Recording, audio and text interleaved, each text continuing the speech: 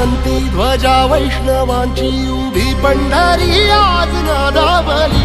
तुझे नाव ओठी तुझे रूप ध्यानी जीवाला तुझी आस गा लागली।